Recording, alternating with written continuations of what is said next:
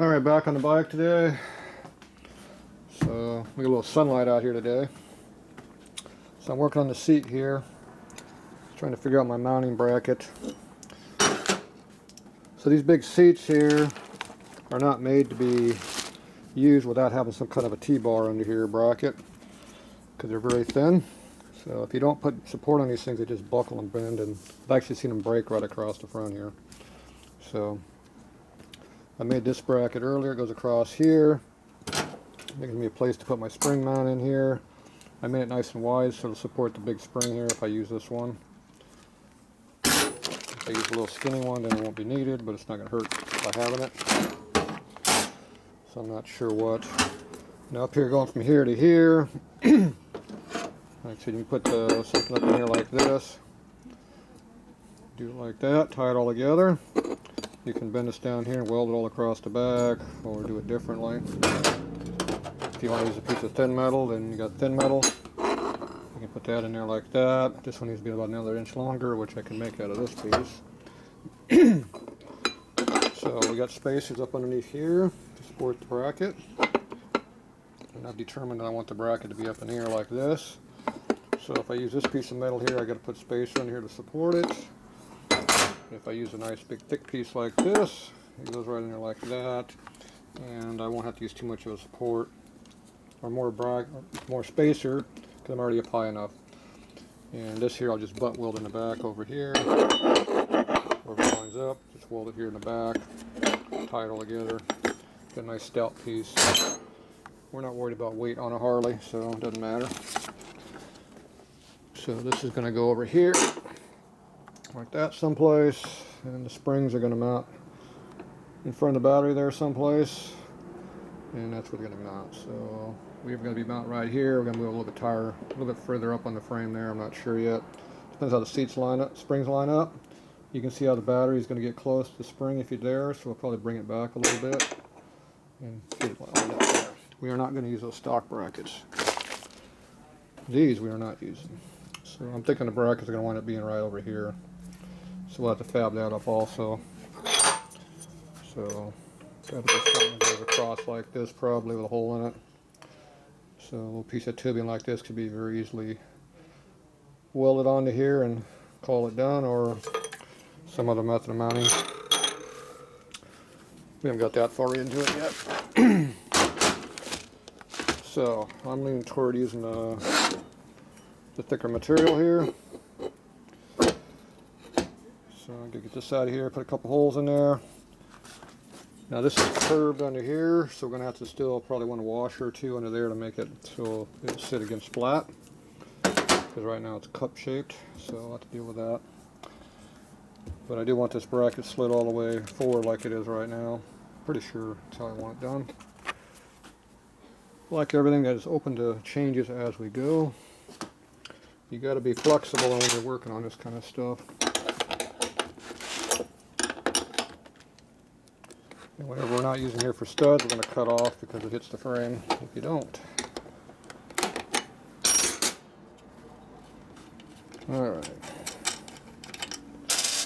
I'm waiting for the air to warm up in here today. It's 60.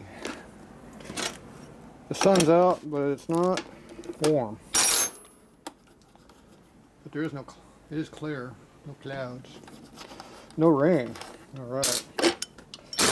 We like that. So you can see I had all these double nuts and washers under there. Probably have to put the washer back under there like that.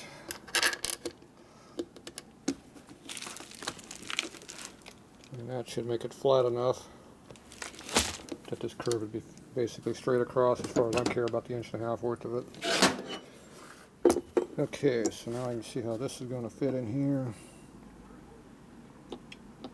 Looks like we're going to hit up here in the nose. So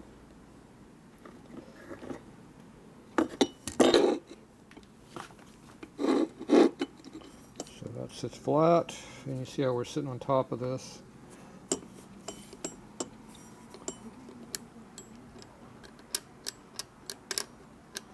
Got about an 1/8 inch gap here, so this will drop down about 1/8 inch. So that means it'll butt up like this. So that allows you to put a good strong bead onto there. Or you can put a little bend right here and bend it down, which I probably will do, so it butts in a little cleaner looking. And then we'll have a big ass weld on it. Okay, so we're going to figure out where we want that to sit.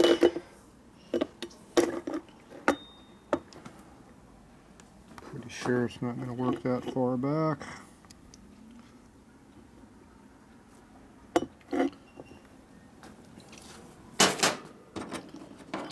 That's a real nice looking bracket, but it's going to break off right here where they welded it. If it doesn't break there, it's going to break right across the snout here, which is probably what it's going to break. So if you have that mounted right up on that for support, tie it together a little better. Like that.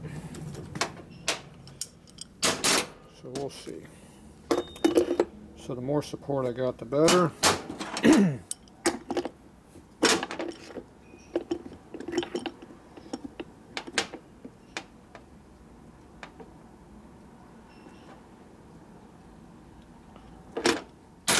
Looks like anything past the leather here is not going to do anything for me. So we're a little bit on the long side. That one's a little longer yet.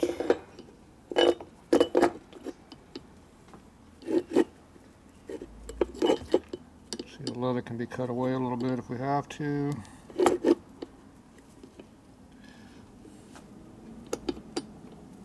We can grind the bracket away a little bit right there to clear it, which is what I might do. The more support on this, the better, as far as I'm concerned. Less chance of breaking it when you're way forward there. We were mounted like this on the bike, so that's where it's sat.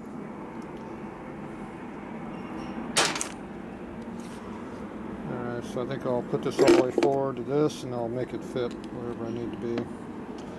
I'll grind that to fit up in the front. Okay, I need a felt tip pin.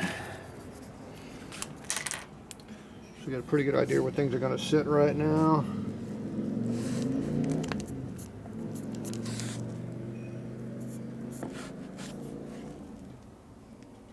You bend it down, that'll soak it up a little bit. So might have to make the hole slightly further forward than that.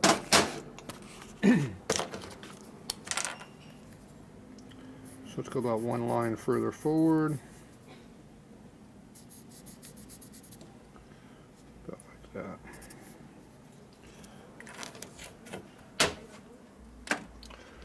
Alright, where's my scale at? Right there. Looks like we are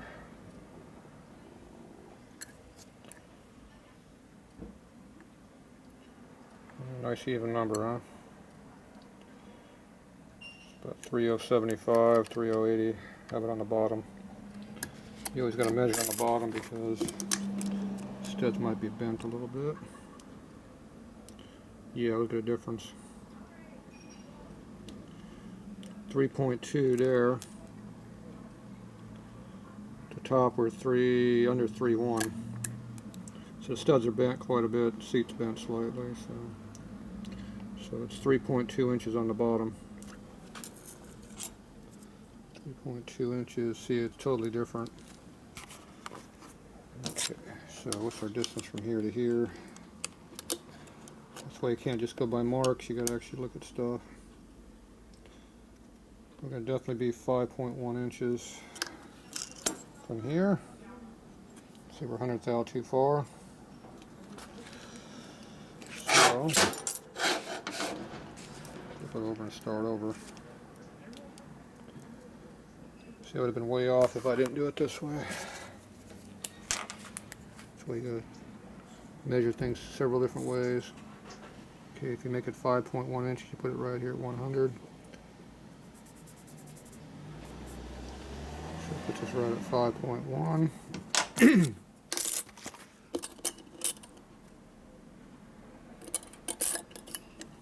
Oh yeah, we're over here. 5.1 inches. 5.1 inches. Okay. So give me a center punch, which I don't have with me right this minute. I put all the tools away yesterday. It's alright, we got more tools.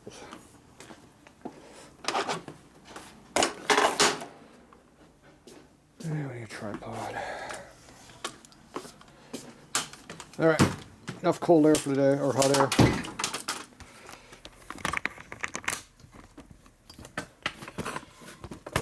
Okay, put that over here, you can see better.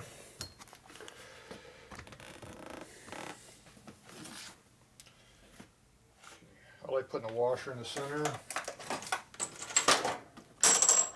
Gives you a nice center location. Works best if you have a washer about the right diameter. So we gotta go find our washer over here.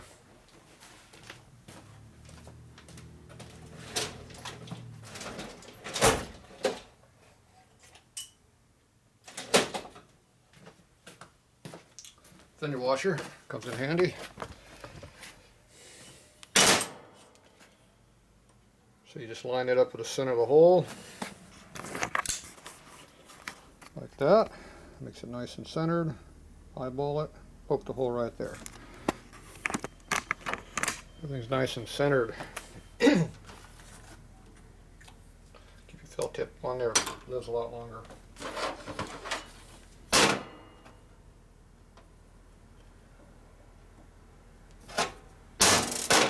Light tap just to make sure it's where I want it to be. Looks pretty close to me.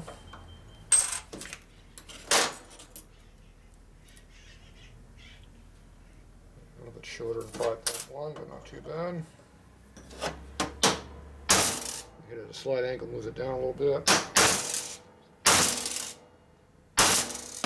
Good heavy mark. Oop.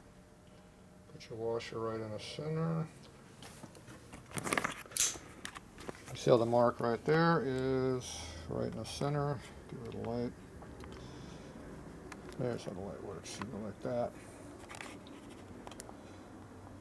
So there you go. That's how you get a center hole. Just by using crap laying around. Okay, double check our mention. We are now 5.1 now. We moved over the 20 thou I needed. Okay, and our distance dimension here was 3.2, I think.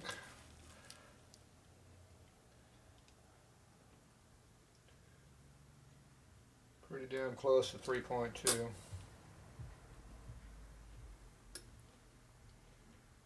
Could be just a little bit under 280 maybe, or 180. So we'll go 3.2 inches. Should be about there here someplace.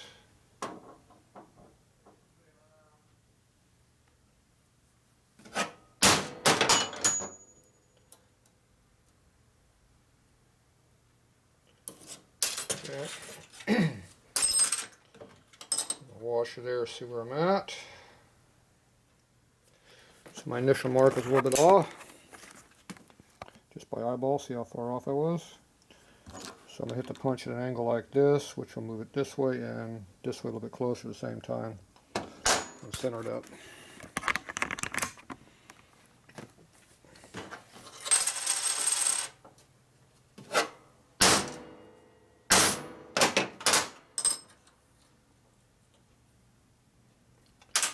Better.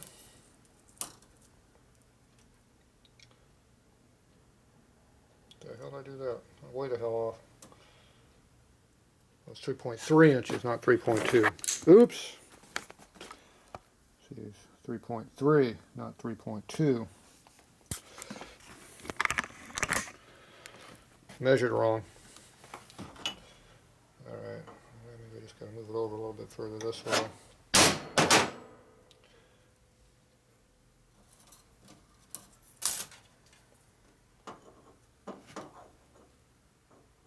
The light over here sucks.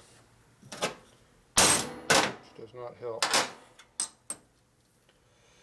Okay, so.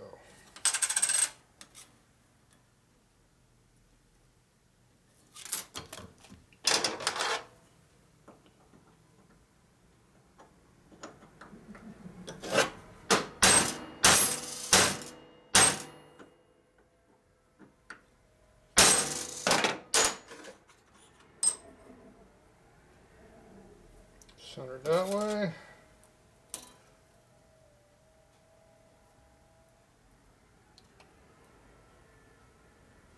And we're right at 3.2 inches now. There you go. So, set a washer centered, get right over it. And then down here you're at 3.2 inches. So we're pretty close. Put your finger on thumb on both sides of the wash. You can see how it centers up in the hole there. So you're pretty damn close. Still need to go that way a little bit, but oh well. Another hit because I got that little one right next to it. Okay, so this is all marked now. So I can go drill some holes through here. So these are 5/16 holes over here. So we gotta make sure they're 5/16 of an inch. Let's see, I'll leave the center punch there just in case I need it again. I don't think I do, but I might. Okay, there's our drill press over there. So we gotta get some tools. So, actually I think there's a center drill over here, isn't there? Get the oil out of the way. Yep, there's a center drill sitting there. There we go. I've got room now for my stuff. Okay, so I need a 5/16 drill bit.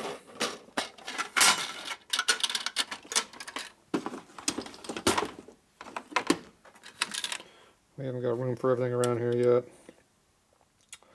I'm going to make it a 30 thou oversized because of the fitment of those studs are all bent to hell.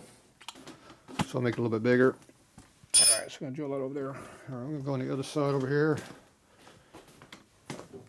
We have good access for camera on this side because you can see better. Of course I can't move it once we're over here. Alright, there's the view you're going to get. Whether you like it or not. There's your view.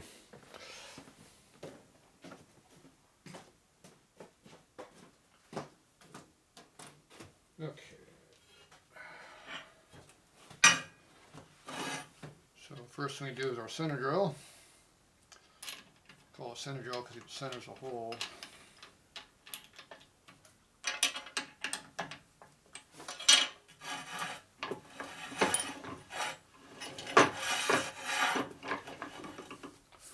Okay, what gear are we in? We are in low speed. Are we in high speed? High speed.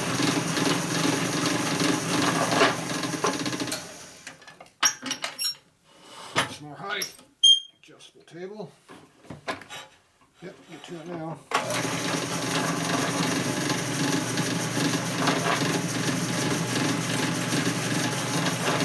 Push it before and get more leverage. Working hard.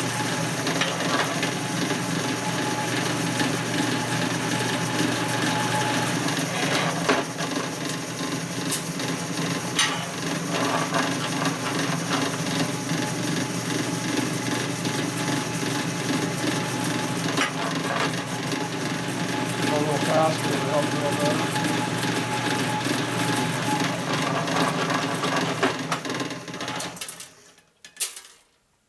That's the correct speed for the drill bit, not the center drill. Okay, so a lot of times I like putting a pilot hole in there so it drills easier. So you just grab something that's laying around here. I got a couple drill bits just sitting around here for doing that kind of crap for them.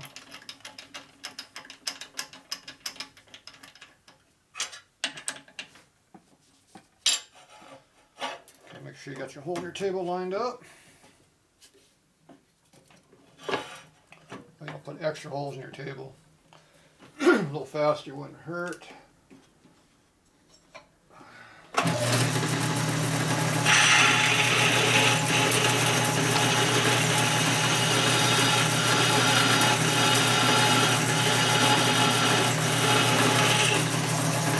Chips are not turning color, your speed is good.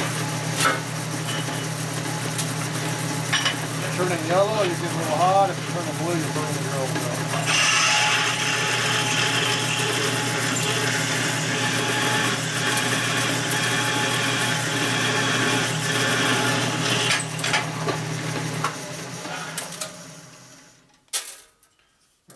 maximum speed for that size. Can you use cutting oil or not? That's up to you. The drill bits would like it, but it makes a mess, so it's like everything. Pros and cons. I'm going to turn our speed back down again.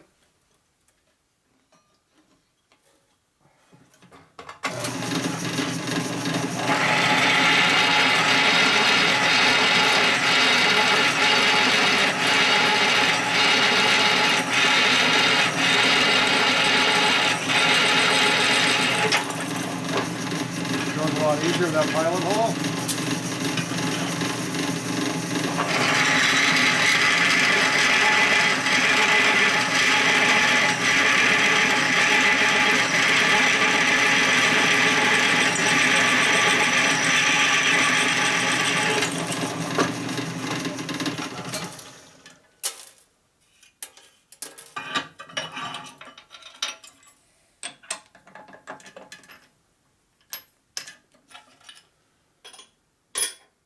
Okay, I take a rotary burr, works a great deburring tool. You have to run at low speed though, because it doesn't like high speed. It burns them up and it chatters real bad. Get all your chips down there in the hole so it falls away. So you drop your speed down to low speed.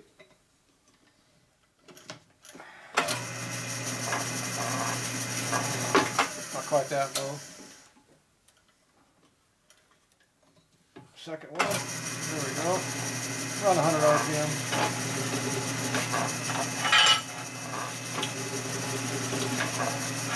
Just with your burst.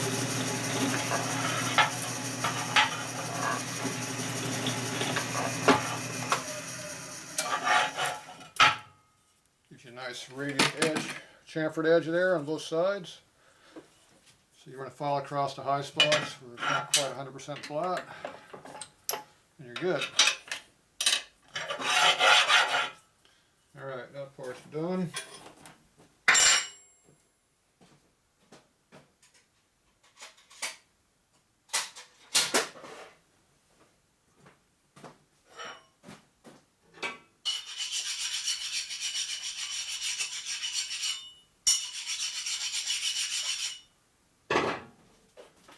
Okay. All deburred. Beats doing it by hand. Drill presses are pretty cheap. Buy one. It's one of most tools you'll use. They come in extremely handy for lots of things. Okay, I knocked the burrs off, so now it's nice and flat. You have to worry about hurting yourself. Now we got to do something about those studs being the wrong dimension. That means a hammer and beat it into shape. So you gotta put a nut up on there and then beat on it. Okay, I don't want to use my flange nut, I need a regular nut. You get a nut.